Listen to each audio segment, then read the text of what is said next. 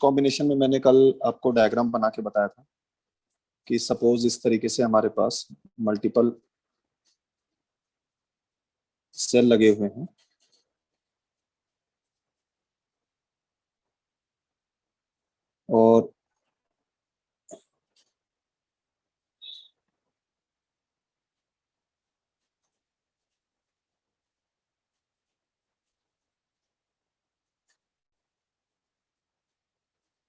और ये हमने एक एक्सटर्नल रेजिस्टेंस और जिसमें हमारे पास करंट फ्लो करे। ठीक है बेटा, अब हम मान के चलते हैं कि each row is having an cell and such m rows are there.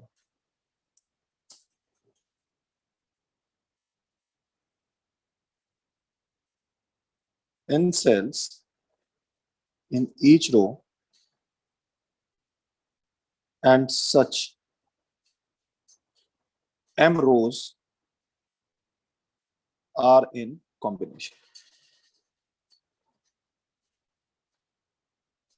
Okay. So therefore, total number of cells are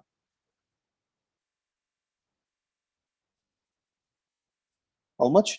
m into n. Clear?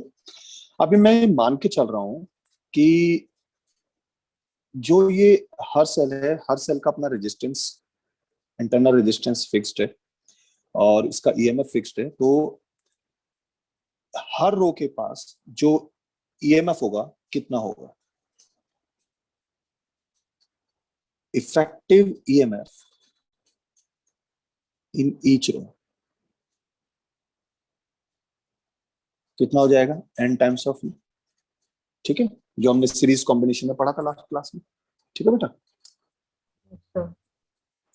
अच्छा, और जब पैरेलल की बात करते हैं तो मैंने आपको बताया था कि पैरेलल कॉम्बिनेशन में ईएमएफ चेंज नहीं होता, since in parallel potential difference remains same, hence effective या मैं कह सकता हूं total EMF by m into n cells, ये ne ही रहेगा. रहेगा या नहीं रहेगा बताओ? Yes sir. ठीक है, ओके. अगर ये टोटल ईएमएफ इतना ही रहेगा तो अब मुझे दूसरी चीज ये बताओ बेटा कि इंटरनल रेजिस्टेंस किस तरीके से कैलकुलेट होगा. सिमिलरली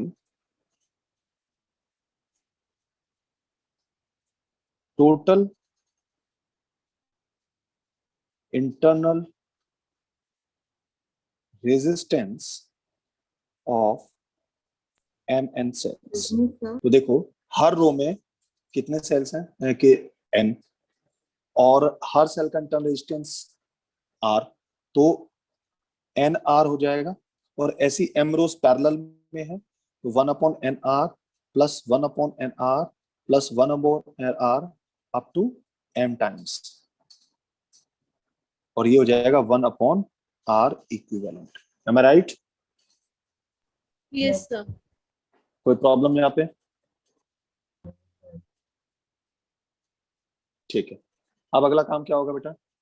अब इसका इक्विवेलेंट निकाल लो आप. कैसे निकलेगा इसका? इसको रिवर्स कर लो. So therefore 1/r equivalent is equals to m/nr. यहां से आ जाएगा r equivalent is equals to nr/. कोई प्रॉब्लम यहाँ पे? No sir. बोलो. यहां तक कोई प्रॉब्लम नहीं. तो आपके पास क्या आ गया? टोटल इंटरनल रेजिस्टेंस आ गया.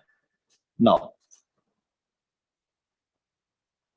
अब एक बात बताओ मुझे, जो करंट होता है आई, वो क्या होता है? Total EMF upon total external resistance plus total internal resistance. Am I right? Yes sir. Yes कोई सर. प्रॉब्लम यहाँ पे? ठीक है. मैक्सिमम व्हेन आई मैक्सिमम कब होगा बेटे? बताओ करंट मैक्सिमम कब होगा? जब डिनोमिनेटर मिनिमम होगा। सर मिनिमम होगा। और डिनोमिनेटर को मिनिमम कैसे करेंगे बेटा? Root of M R minus root of N R का होल स्क्वायर अगर मैं करता हूं तो ये क्या बन जाएगा? ये बन जाएगा M R root A square plus B square minus 2 A D. कोई प्रॉब्लम तो नहीं आती? और जब मैं इसको हाँ बेटा सर हमने अंडर रूट क्यों यूज करा? बता रहा हूँ क्यों यूज किया। तो जब इसका स्क्वायर करेंगे तो ये हो जाएगा M R plus N R minus twice of root of M R N R. तो मुझे एक बात बताओ, ये वाला जो रिजल्ट है ये वाला, ये तो यही है ना?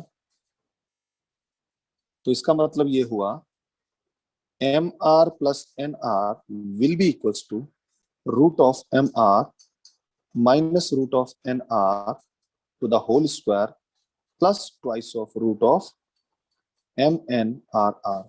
ये बेसिकली बेटा इनइक्वालिटी होती है। अब मैं डायरेक्ट अगर वहां से करता तो आपको समझ में नहीं आता, तो इसलिए मैंने यहां से किया इसका। मुझे ये वाला रिजल्ट निकालना था, तो इसलिए मुझे स्क्वायर रूट ले। अगर मैं इसको स्क्वायर रूट ना लेता और जब मैं होल स्क्वायर करता तो बेटे पावर स्क्वायर हो जाती इसकी, और मुझे रिजल्ट इसका चाहिए था। अब देखो ये वाली वैल्यू जो है ये मिनिमम कब होगी? इस वाली वैल्यू का मतलब ये है, इसकी मिनिमम वैल्यू तब हो सकती है for minimum value this section should be 0। यानी root of M R minus root of N R का होल स्क्वायर अगर ये 0 हो जाए तो इसकी जो वैल्यू है वो सिर्फ इतनी ही रह जाएगी। बात समझ में आ रही है?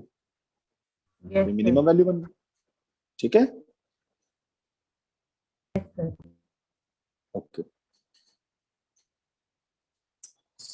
तो इसका मतलब ये हुआ कि M R should be equals to N R, या मैं कह सकता हूं R should be equals to N R upon M. बात समझ में आया?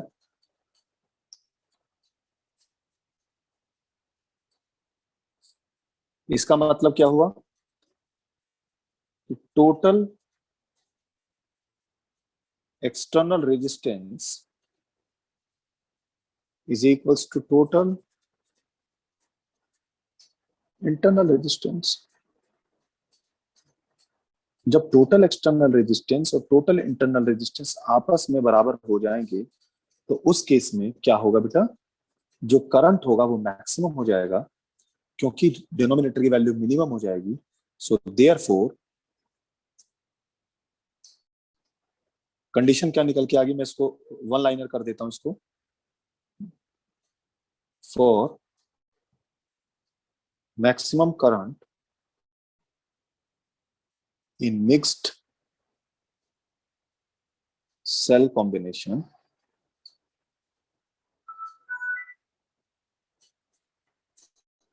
R should be equals to NR upon M, या MR should be equals to NR.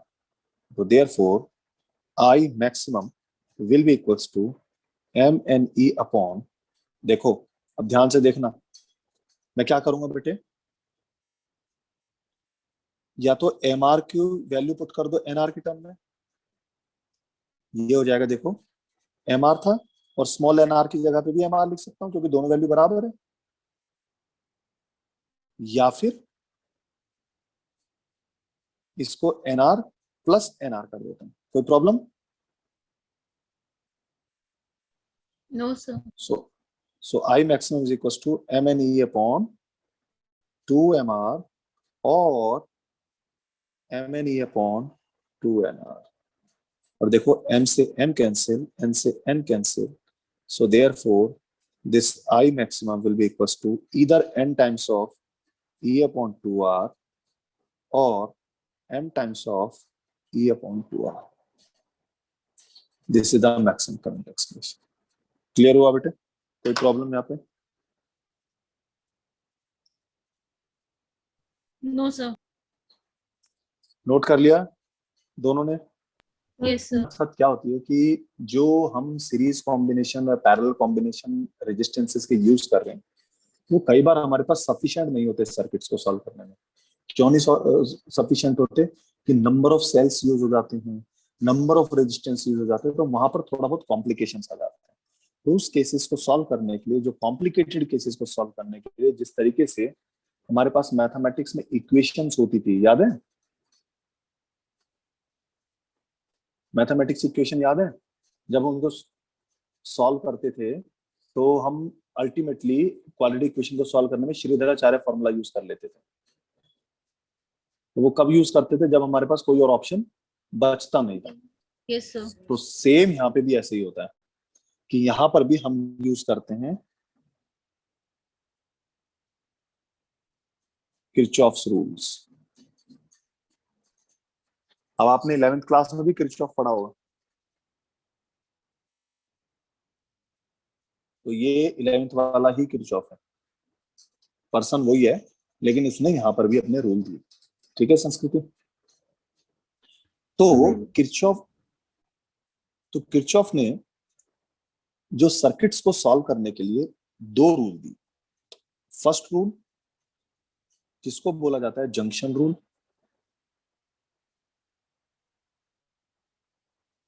And the second rule that is called loop rule. Junction rule is based on conservation of charge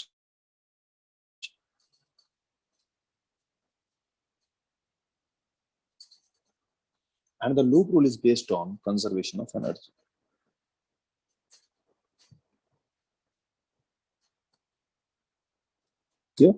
one by one in rule को समझने की कोशिश करते हैं। सबसे पहले हम बात करूंगा जंक्शन रूल की।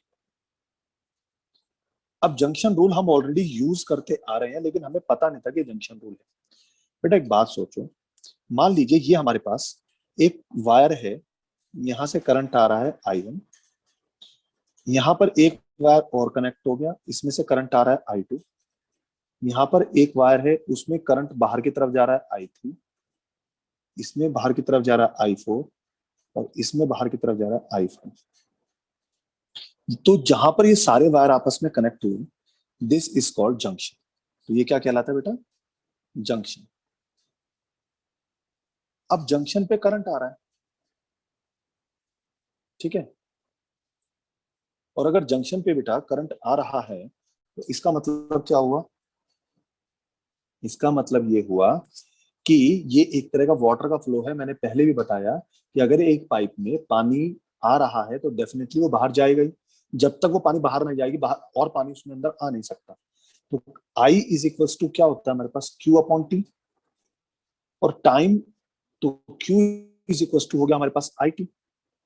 इसका मतलब जो ये है, इस जंक्शन पे चार्ज कभी स्टे नहीं करेगा। Charge can't stay at O.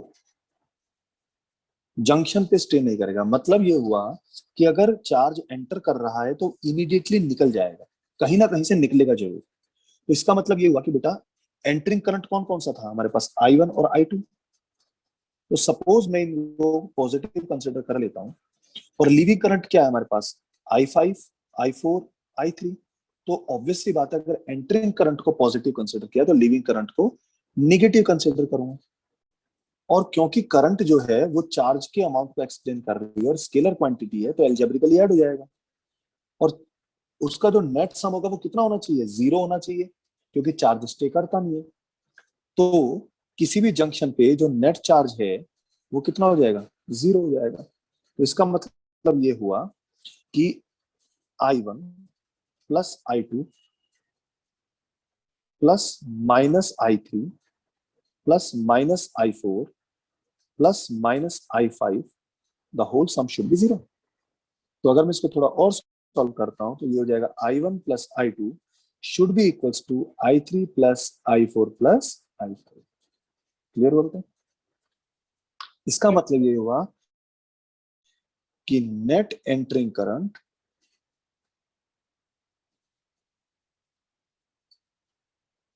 should be equals to net leaving current.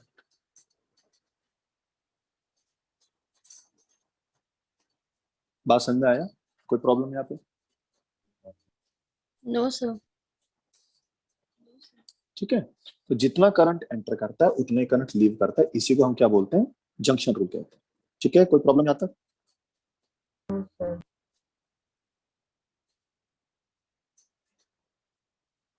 चलो, तो अगर यहाँ पे 2 एम्पियर एंटर करा, यहाँ पे 1 एम्पियर एंटर किया, तो ऑब्वियसली बात है यहाँ पर कितना हो जाएगा? 3 एम्पियर होगा या नहीं होगा? दोनों ऐड होके तो आगे जाएंगे। और जब ये 3 एम्पियर यहाँ पे गया तो यहाँ पर जाकर ये कुछ इधर चला गया 1 एम्पियर, तो इधर कितना गया होगा? 2 एम्पियर गया होगा। 3 - 1 2। संस्कृति समझ में आ रहा है? Yes sir. अब ये 2 एम्पियर जब इस जंक्शन पे आया होगा, इसमें से 0.5 इधर चला गया, तो इधर कितना आया होगा?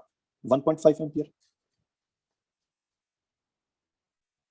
ठीक है, अब ये 1.5 एम्पियर और ये 0.5 एम्पियर यहाँ पे मिल गए, तो ये टोटल अगेन कितना हो गया? 2 एम्पियर।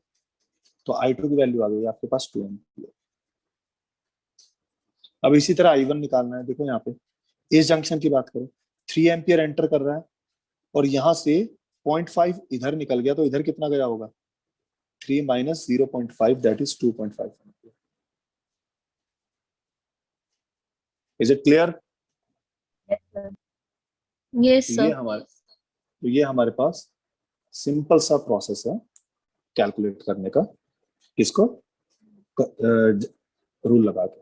ठीक है, अच्छा नेक्स्ट अब हमारे पास क्या आता है? अब आता है हमारे पास लूप रूल। लूप रूल बहुत इंपॉर्टेंट है, थोड़ा सा कॉम्प्लिकेटेड भी लगता है बच्चों को। लूप रूल वहां लगता है जहां पे लूप बनते हैं। ठीक है, अकॉर्डिंग टू दिस रूल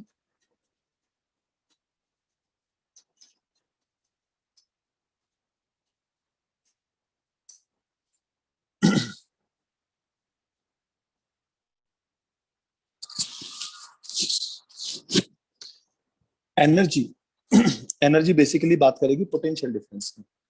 ठीक है, तो अगर एनर्जी की मैं बात करता हूं तो इस रूल के अकॉर्डिंग हमारे पास क्या हुआ कि समीशन ऑफ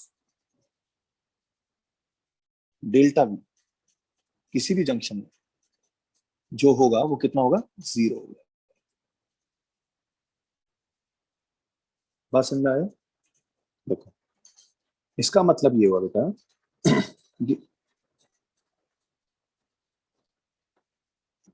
कि किसी भी सर्किट के अंदर करंट भी फ्लो करेगा, रेजिस्टेंस भी होगा और बैटरी भी लगी होगी। तो बैटरी जो है एनर्जी रिलीज करेगी और उसकी वजह से V = IR में पोटेंशियल ड्रॉप होगा। तो इसका मतलब ये हुआ कि अगर मैं किसी भी सर्किट में टोटल इफेक्ट कैलकुलेट करता हूं, IR, ठीक है, summation of IR minus summation of total EMF, वो 0 है। इसका मतलब ये है, या मैं ये कह सकता हूं कि summation of IR is equal to summation of जितनी भी 10 बैटरी लगी हो, 20 बैटरी लगी हो, 50 बैटरी लगी, उन बैटरियों का इफेक्टिव EMF ही जो होगा वो ही हमारे पास पोटेंशियल ड्रॉप होगा रेजिस्टेंसेस में। बाहर से तो कुछ नहीं आएगा ना भाई, जितना हमारे पास एनर्जी होगी उतनी हम यूज करेंगे। ठीक है ना? तो मैं क्या लिख सकता हूं, अगर मुझे स्टेटमेंट लिखना है, for any closed loop the algebraic sum of the products of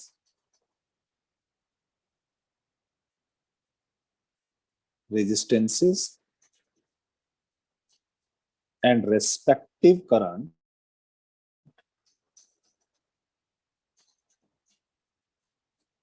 is equal to the algebraic sum of EMF applied along the loop। अब ये लैंग्वेज जो है वो थोड़ी सी आपको समझ में नहीं आई होगी, ठीक है ना, क्योंकि तुम्हें लग रहा होगा कि सर ने पता नहीं क्या लाइन लिखी। ठीक है, मैं इसको समझाने की कोशिश करता हूँ। ठीक है, चलो एक डायग्राम के थ्रू इसको समझते हैं। ठीक है, मान लीजिए ये मेरे पास एक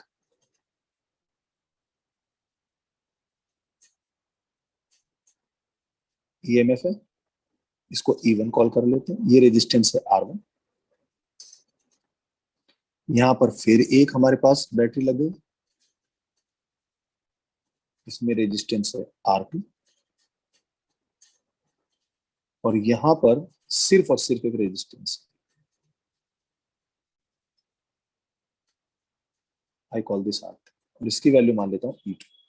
तो अब एक बार बताओ बेटा, दो सेल लगे हैं, तीन रेजिस्टेंसेस हैं, अब आप ये बताओ कि E1 डोमिनेट करेगा, E2 डोमिनेट करेगा, किस सेल से करंट आएगा? यहाँ तो अंडरस्टूड है कि E1 का भी पॉजिटिव टर्मिनल उधर ही कनेक्ट हुआ जिधर हमारे पास E2 का पॉजिटिव टर्मिनल कनेक्ट हुआ, Yes, sir. यानी यहाँ से भी करंट आएगा, मान लीजिए करंट आया यहाँ से I1, E2 से भी करंट आएगा, मान लीजिए करंट आएगा I2। तो अब ये बताओ कि करंट फ्लो कैसे करेगा? अभी तो इस क्वेश्चन में तो कोई प्रॉब्लम नहीं है, किसी किसी क्वेश्चन में क्या होगा कि इतना आपको समझ में नहीं आएगा कहाँ निकालना है। तो आपको क्या करना है, आप अपनी मर्जी से जहां मन करे वहां ले लो, कोई फर्क नहीं पड़ता, आपकी इच्छा है। ठीक है, सपोज I1 आया, इधर से I2 आया, तो मुझे एक बार बताओ ये जंक्शन बना या नहीं बना? Yes, sir. इस जंक्शन पे करंट एंटर कर रहा है या लीव कर रहा है? I1 और I2 एंटर कर रहे हैं, लीव कर रहे हैं? एंटर कर रहे हैं। तो अगर एंटर कर रहे हैं तो दोनों ऐड हो जाएंगे, और इनको बाहर जाना भी जरूरी है, क्योंकि अगर एंटर कर रहे हैं तो लीविंग भी होगी ही होगी। तो बेटा अगर I1 और I2 इस A पर, इस A पॉइंट पर एंटर कर रहे हैं, तो निकलने का रास्ता सिर्फ एक ही है, वो है ये। तो यहाँ पर करंट की डायरेक्शन ये ही हो सकती है और कोई नहीं हो सकती। और ये कितना हो जाएगा? I1 plus I2। मैंने जंक्शन रूल डायरेक्ट अप्लाई कर दिया। अब देखो, अगर मैं इस जंक्शन को B कॉल करता हूं, इस पॉइंट को C कॉल करता हूं, इस पॉइंट को D कॉल करता हूं, इस पॉइंट को E कॉल कर देता हूं, इसको F कॉल कर देता हूं, तो हमारे पास यहाँ पे लूप बने हैं। लूप मतलब क्लोज लूप जो बने हैं वो कौन कौन से बने हैं? देखो यहाँ पे एक लूप हमारे पास बना है ABCDA,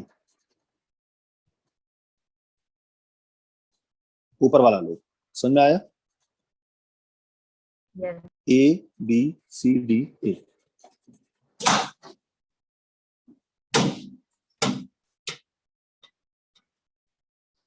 इस लूप की खासियत क्या है?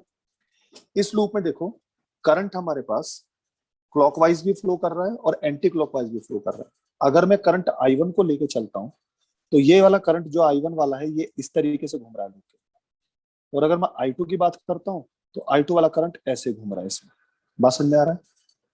तो इसमें करंट I1 की अगर मैं बात करता हूं तो वो एंटी क्लॉकवाइज है, और I2 की बात करता हूं तो वो क्लॉकवाइज करंट। अब इसमें देखो आपको अप्लाई कैसे करना है। आप इसमें से किसी भी एक डायरेक्शन को अपनी तरफ से, मान लीजिए कि ये मेरी डायरेक्शन क्या है, reference direction. Suppose you are taking this as a reference, तो क्लॉकवाइज डायरेक्शन में इस लूप के अंदर जो भी वैल्यू आएगी that will be taken positive, और उसके अपोजिट जो भी वैल्यू आएगी that will be taken negative. बात समझ में आया? समझ में आया संस्कृति? Yes, sir. ठीक है, तो हमारे पास इसका मतलब क्या हुआ? इसका मतलब ये हुआ कि देखो, जब I2 वाले को मैंने पॉजिटिव लिया तो इसमें करंट हमारे पास फ्लो कर रहा है, तो इसमें पोटेंशियल ड्रॉप कितना हो जाएगा? I2 R2। और कोई रेजिस्टेंस है? यस, R1 है। R1 में करंट ऐसे जा रहा है I1, तो वो क्लॉकवाइज बनेगा एंटी क्लॉकवाइज? एंटी क्लॉकवाइज है, so this will be minus of I1 R1। So ये हो गया हमारे पास net potential drop in this loop. और उसने क्या बोला? This should be equal to the total sum of EMF। EMF कौन कौन से हैं? एक हमारे पास E1 है, एक हमारे पास E2 है। अब E1 को भी देखा जाए तो ये हमारे पास ये डायरेक्शन है, E2 की देखा जाए तो उसकी डायरेक्शन ये है। तो E2 हमारे पास पॉजिटिव है और E1 हमारे पास निगेटिव है। बात समझ में आया या नहीं आया? तो अगर हमारे पास क्लॉकवाइज को पॉजिटिव लिया तो क्लॉकवाइज डायरेक्शन में जितना भी बिहेवियर आएगा that will be taken positive sign, और उसके ऑपोजिट जितना भी आएगा that will be taken with negative sign. So इस केस में क्या है, I2 R2 is the potential drop in R2 resistance because it is with I2, so it will be taken positive. I1 R1 is with I1, so we have to take it with negative. और क्योंकि potential difference को हमें सम करना है तो it is a scalar quantity according to sign, मैंने उनको सम कर दिया उसका, तो ये हो जाएगा summation of delta we. Clear. दूसरी तरफ हमारे पास ईएमएफ की बात करते हैं। ईएमएफ हमारे पास जो E1 वाला है उसमें देखो सेल के अंदर क्या जा रहा है हमारे पास, क्लॉकवाइज, और E2 जो सेल के अंदर जा रहा है वो जा रहा है, सॉरी एंटी क्लॉकवाइज, और E2 जो सेल के अंदर है दैट इज क्लॉकवाइज। ये देखो ना, E1 जो है वो ऐसे जा रहा है तो वो क्लॉकवाइज, और इसमें से जो ऐसे जा रहा है, क्योंकि देखो E1 में करंट, आप इसको ऐसे ले लीजिए बेटा, E1 में जो करंट I1 की वजह से आ रहा है that is clockwise, anti clockwise, so it will be taken negative, और जो E2 है वो हमारे पास हो जाएगा पॉजिटिव। बात समझ में आया या नहीं आया? Yes, sir. ठीक है। सिमिलरली इस लूप 2 की बात करते हैं। लूप 2 में फिर दोबारा से समझने की कोशिश करो। देखो यहाँ पे बेटे हमारे पास क्लॉकवाइज लेना या एंटी क्लॉकवाइज लेना, चलो इस बार मैं एंटी क्लॉकवाइज का रेफरेंस ले लेता हूँ। एंटी क्लॉकवाइज मतलब ये वाली डायरेक्शन को रेफरेंस, आपकी मर्जी है, मैं करंट भी नहीं देखता, मैं सिर्फ डायरेक्शन ले लेता हूँ। सो किस लूप की बात करूंगा मैं, अब लूप बनेगा ए ई एफ बी ए। ठीक है। इस लूप में एक बात बताओ मुझे बेटा, इस डायरेक्शन के साथ कौन है, देखो ये वाला करंट जो है ये I2 ऐसे जाके ऐसे घूमता हुआ जा रहा है, तो ये इसको फेवर कर रहा है, तो विल बी टेकन पॉजिटिव। तो I3 sorry I2 plus I1 into R3, क्योंकि इसमें I1 प्लस I2 जा रहा है इंटू R3, और ये क्या होगा, पॉजिटिव होगा, और यही का डायरेक्शन बनेगी R2 में plus I2 R2, and that will B total EMF. EMF तो बेटा सिर्फ एक ही यहाँ पे क्या है, सिर्फ E2 है, दैट्स इट। समझ में आया? Yes, sir. अब आप इसको थोड़ा सॉल्व कर लो। कैसे सॉल्व करोगे, देखो इसको मैं लिख सकता हूं R2 plus R3 into I2 plus R3 I1 is equals to E2. So we have two equations, equation 1 and equation 2. तो यहां से आप इनको सॉल्व करके I1 और I2 की वैल्यू आराम से निकाल सकते हो, है ना। Solve 1 and 2 and get I1 and I2. तो ये हमारे पास जंक्शन रूल लगाने का तरीका हो गया। कोई प्रॉब्लम इसमें? Okay. चलो अब मैं क्वेश्चन के थ्रू इसको समझाता हूँ उसको, कि छोटे छोटे क्वेश्चंस देता हूँ उसमें हम अप्लाई करने की कोशिश करते हैं। ठीक है बेटा।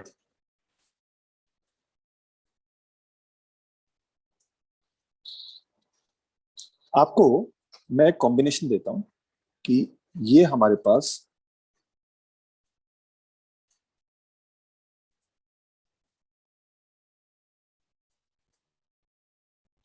एक सर्किट है, ये है point 1, this is the point 2, this is the point 3। ठीक है। यहां पर है 10 वोल्ट, यहां पर है 6 वोल्ट, और यहां पर है 5 वोल्ट। इसकी वैल्यू है 10 ओम, इसकी वैल्यू है 30 ओम, और इसकी वैल्यू है 20 ohm, and this is the junction O. Clear? कोई प्रॉब्लम यहाँ पे?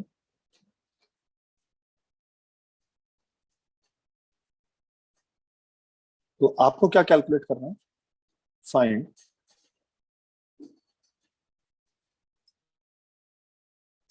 करंट इन 10 ohm resistor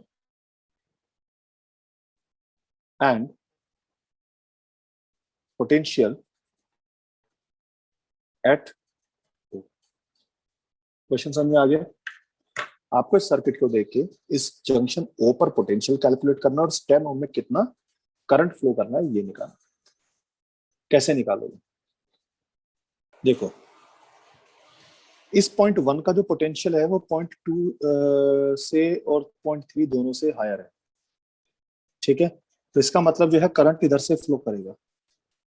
मान लीजिए इसमें करंट है I1, ठीक है,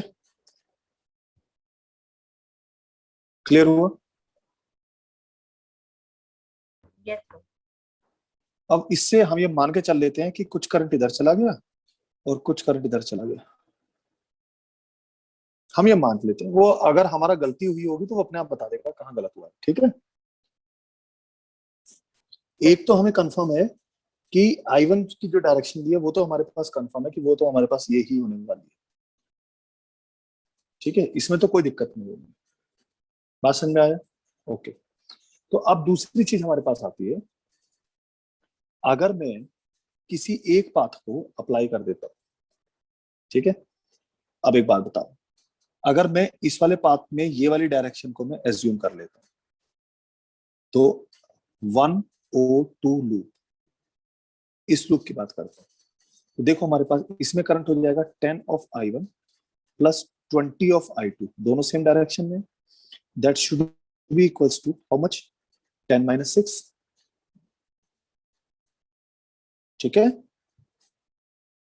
that should be equals to 10 minus 6। Yes, sir. Clear हुआ बेटा? Yes.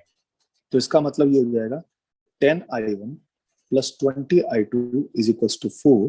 तो आई थिंक 2 से डिवाइड हो जाएगा हमारे पास 5I1 plus 10I2 is equals to 2। Call this equation number first.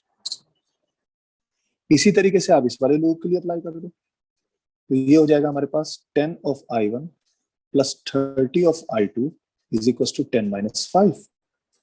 So 10I1 plus 30I2 is equals to 5। 5 से divide हो जाएगा 2I1 plus 6I2 is equals to 1। This is the equation number second. तो हमें निकालनी है value I1 की, तो I2 को एलिमिनेट करके फटाफट सॉल्व कर दो इसको। Yes, sir. बताओ क्या आएगा फटाफट।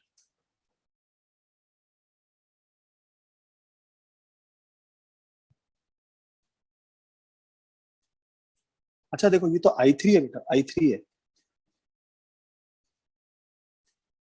अब I3 के साथ एक प्रॉब्लम हमारे सामने क्या हैगी, इसको सॉल्व करने के लिए I3 को अगर सॉल्व करना है तो हमें यहाँ पे जंक्शन रूल लगाना पड़ेगा। जंक्शन रूल क्या है बेटा?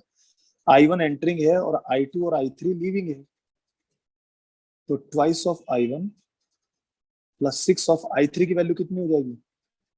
I1 minus I2, am I right? Yes.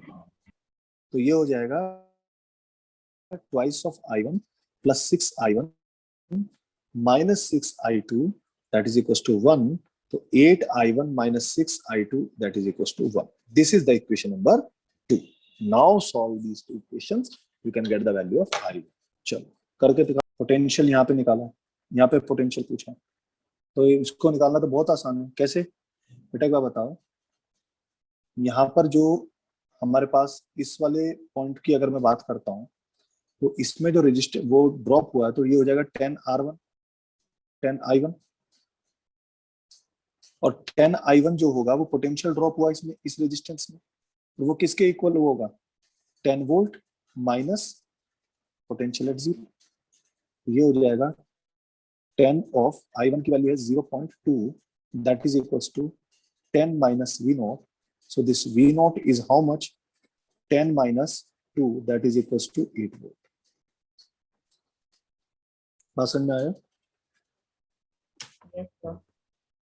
इस तरीके से बेटा क्वेश्चंस को सॉल्व करते हैं। कोई डाउट यहाँ पे? चलो एक क्वेश्चन देता हूँ आपको, ठीक है।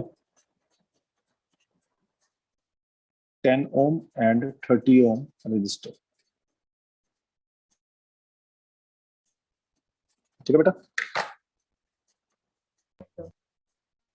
अब ये क्वेश्चन मैं आपको प्रैक्टिस के लिए दे रहा हूँ, सॉल्व करके मुझे इसको भेजना आप, ठीक है। देखूंगा मैं ठीक किया नहीं किया, वरना फिर कल डिस्कस करेंगे इसको, ठीक है बेटा।